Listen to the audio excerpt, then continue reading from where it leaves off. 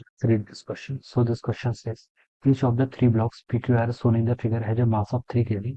Each of the wire AB has a cross-sectional area 0.005 centimeter square.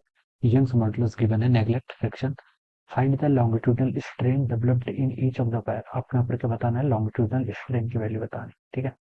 तो देखिए इस question का की कॉन्सेप्ट आप क्या लिख सकते हैं? The key concept of this question is strain लिख लीजिए या फिर लॉन्गिट्यूडिनल स्ट्रेन लिख लीजिए। This will be the key concept of this question, ठीक है। क्वेश्चन में देखिए आपको इस तरीके से सिचुएशन गिवन कर रखी है। ये एक ब्लॉक है, ठीक है। ये आपका कनेक्ट कर रखे हैं यहाँ पर एक दूसरे ब्लॉक से, और यहाँ पर देखिए आपका एक पुली से कनेक्ट है, और यहाँ पर आपका एक ये है, ठीक है, आर, ठीक है। ये आपका ब्लॉक पी है, this one is Q and this block is R. Alright, P Q R each of wire cross sectional area mass सबका कितना है? आपका मास 3 kg के इक्वल है, ठीक है। तो देखिए इस पर आपका 3G का फोर्स ऐसे डाउनवर्ड डायरेक्शन में लगेगा।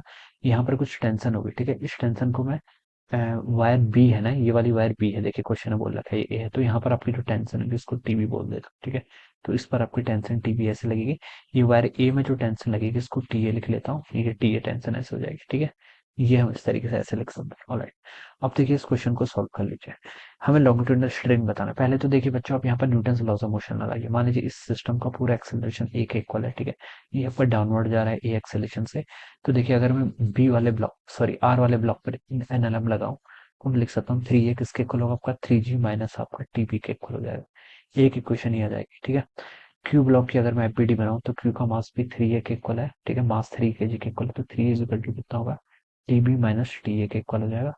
और ये पी वाला जो ब्लॉक है इसका मास भी 3 kg के इक्वल है, तो 3 ए किसके इक्वल होगा? यहाँ से टी ए के इक्वल हो जाएगा, ठीक है। ये लिख सकते हैं। इसको देखिए अगर मैं इस इक्वेशन में पुट करूँ, ये मेरी वन है, this is equation two and this one is equation three. अगर मैं इक्वेशन थ्री को इक्वेशन टू में पुट करूँ तो यहाँ से मैं लिख सकता हूँ 6A इज इक्वल टू कितना हो जाएगा? आपका टीवी के इक्वल हो जाएगा। कितना? टीवी के इक्वल। तो इसी रिजल्ट को अगर मैं यहाँ पर इस इक्वेशन पुट करूँ वन में, ठीक है, तो 9A is equal to 3A के इक्वल हो जाएगा। 9A is equal to sorry 3G के इक्वल हो जाएगा। और यहाँ से A की वैल्यू कितनी आ जाएगी? आपको G/3 के इक्वल, ठीक है। तो ये तो आपका एक्सेलरेशन आ गया। मुझे एक्सेलरेशन में इंटरेस्ट नहीं, मुझे टेंशन में इंटरेस्ट है। तो ये वैल्यू अगर मैं इन इक्वेशन में पुट कर ले तो यहाँ पर टेंशन एट बी कितनी है? 6A के इक्वल। तो 6G/3 के इक्वल यानी कि आपका 2G के इक्वल हो जाएगी, यानी कि इसको आप 20 न्यूटन लिख सकते हैं, ठीक है। जी की वैल्यू क्वेश्चन में बोला है 10 मीटर पर सेकंड इसको लेने के लिए। टेंशन इन स्ट्रिंग ए ये कितना हो जाएगा? 3 टाइम्स A G/3 के इक्वल। तो यहाँ से जी यानी कि 10 न्यूटन के इक्वल आएगी। This is the tension in A. ये ए और बी दोनों में आपने टेंशन निकाल ली। आपसे पूछा गया कि लॉन्गिट्यूडनल स्ट्रेन बताना है। देखो बच्चों, हम क्या लिख सकते हैं? यंग मॉडुलस किसके इक्वल होता है? स्ट्रेस बाय स्ट्रेन के इक्वल होता है, ठीक है। किसके इक्वल होता है? आपका स्ट्रेस बाय स्ट्रेन के इक्वल।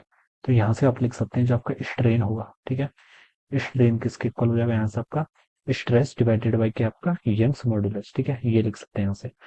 तो स्ट्रेस देखिए बच्चों कितना होगा, ठीक है। ए वाली वायर की पहले अगर हम पहले देखिए हम क्या करते हैं, ए वाली वायर की बात करते हैं।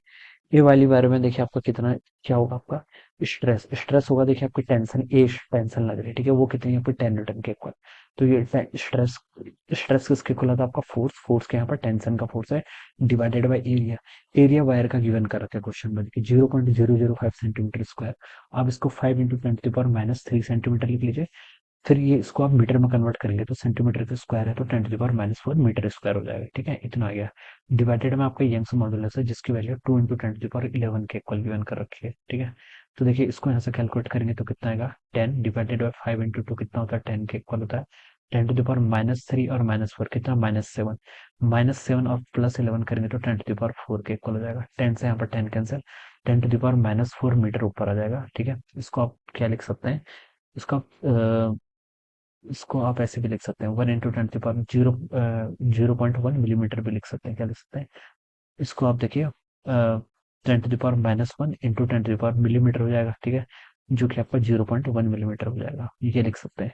सो ये तो आपका स्ट्रेन आ गया। किस में आया आपका? This is a strain in the, यहाँ पर हमने ए के लिए कैलकुलेट किया ना, तो yes this is a strain in the wire A, ठीक है। तो इसको आप ऐसे लिख लीजिए स्ट्रेन इन वायर ए। ये वायर में आपका इतना स्ट्रेन आएगा, ठीक है। सेम तरीके से देखिए तो 0.1 मिलीमीटर, तो सी ऑप्शन तो ट्रू है।